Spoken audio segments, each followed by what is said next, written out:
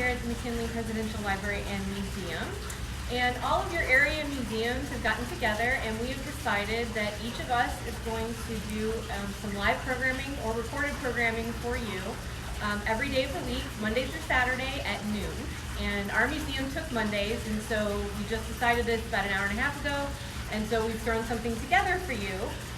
And you can look up a little bit more information about what the other museums are doing. The Canton Museum of Art, Massillon Museum, the National First Ladies Library, the Pro Football Hall of Fame, and Denison Depot, who is in our backyard. So we are happy to kind of talk to you a little bit about what we're doing. We are closed to the public, as all of our museums are right now, but we are open for staff. I have given everybody the option to work from home, but so far nobody wants to do that. I think we want to have kind of normalcy as long as we can. So we're here. And we're catching up on things that we can't do when we're so busy with all of our programs and the public coming in and the phone ringing. So some of the things that we want to show you are going to be behind the scenes things that we are doing right now. I did briefly want to talk to you a little bit about the 1918 flu pandemic. As some of you may know, I have a bit of a fascination with that particular time in history, and I want to talk to you a little bit about what our state is doing and how we are at the forefront of this. And what we're doing are things that are going to make a difference quickly and flatten the curve. That's what we want to do. It's what everybody's talking about. And what happened in 1918 in Philadelphia was they waited. They didn't ban public gatherings. They waited till it had spread. You've probably seen this graphic going around on Facebook, and it spiked in Philadelphia. That's what we're trying to avoid. Flattening the curve means that we have these cases spread out so we don't overwhelm our medical system. Some of the things that are a little different about the 1918 flu compared to today, in 1918, viruses were a theory. We didn't know what we were fighting. There were all kinds of debates with doctors and scientists about what it was. Was it bacteria? Was it virus? Was it something different?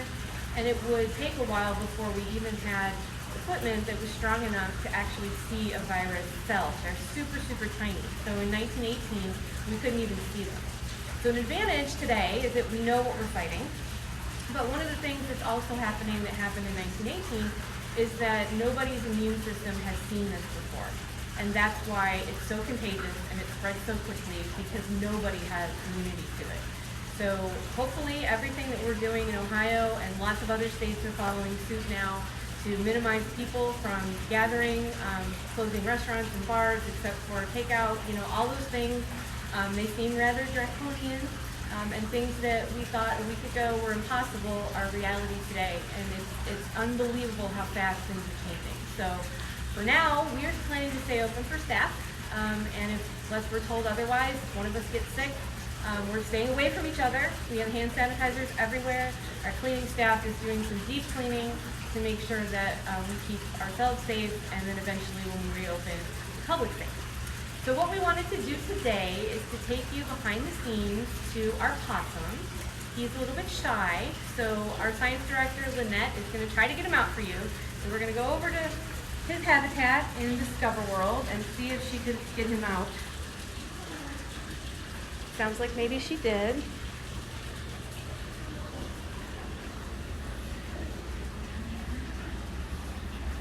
Move over here, Mark. Give him a little bit better.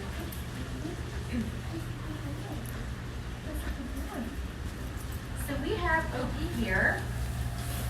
Opie is our Virginia opossum, and he was rescued from Columbus at the Ohio Wildlife Center. And Opie was originally supposed to be released into the wild, but he has extensive damage to his feet. He has hardly any toes left. It's real hard for him to eat, and he can't climb. So one of the things we do here to get him used to socialization is we try to hand feed him and get him as close to us as possible. And this is important because there are times we're going to have to pick him up and take him to the vets or look him over to make sure he's healthy. We monitor his behavior and his food intake every day. He'll eat out of our hands if you let him. One of the good things about opossums is their body temperature runs so low that they don't harbor the bacteria and viruses that you find in other wild animals like raccoons or bats. So you'll never run the risk of getting rabies with an opossum. Another good thing about opossums is it's very important for us to have them in the wild because they eat a lot of the pests and bad things that would harm most of our crops. And they don't usually attack humans. There's never been an attack on a human in the wild from an opossum. They will play dead, they will growl, they will hiss, but that is a defense mechanism. You know, they don't want to be touched and bothered when in the wild. Opossums here in Ohio are the only marsupial that you will find in North America. And marsupials are pouched mammals. So Opie's a boy, so we cannot show you his pouch today, but all female possums have pouches for their babies. And that is how Opie was found. His mother was hit by a car and he was still in the pouch at a very young age. So Opie came here a couple months ago. He was about 9 months old. He'll probably live to be 2 to 3 years. So one of the things we do here is, as you see, I'm trying to just touch his head, let him smell me. Sometimes he'll lick. He might even nibble on my arm or my clothes. Sometimes he does nibble my fingers. That's okay. He needs to get the scent of me and know that I'm safe. I'm giving him food and I am the one taking care of him.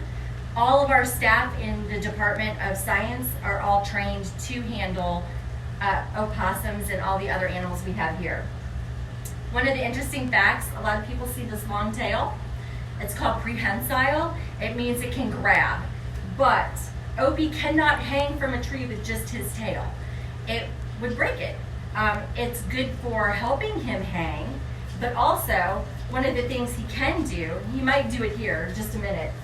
No, he's not. He will grab hay with his tail and make a nest. So all of the enclosures you see here have been nested by Opie. We just bring in things for him like kitty trees, cat boxes, for him to make a nest out of, and he does what he wants. He moves them all around the habitat. His enrichment is we hide food in little bowls throughout the habitat as well, so that he is able to search like he would at night. They are nocturnal, so it is hard for him to be awake right now and eat. That's why he's done. He's gonna go sleep now.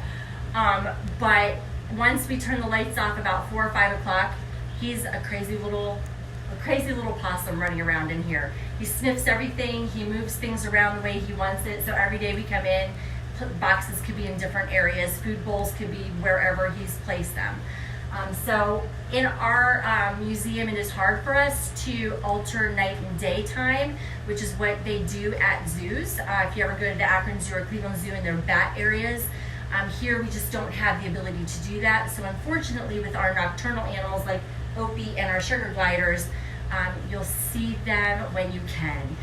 But we don't want to alter things too drastically because we are a rescue facility here and we do want to make things as natural as possible and preserve our animals. He's going to become an animal ambassador, we hope. He is becoming more used to us. So as soon as he is able to go out to the public, we will bring him out for animal shows to show you guys as well. And that is Opie and some of the things we do here in the cage. And normally you will not see us sitting down on the ground in here. We try to do this on off time so visitors might not appreciate us sitting in a dirty habitat. So we try to do those things before and after we are open. Thank you.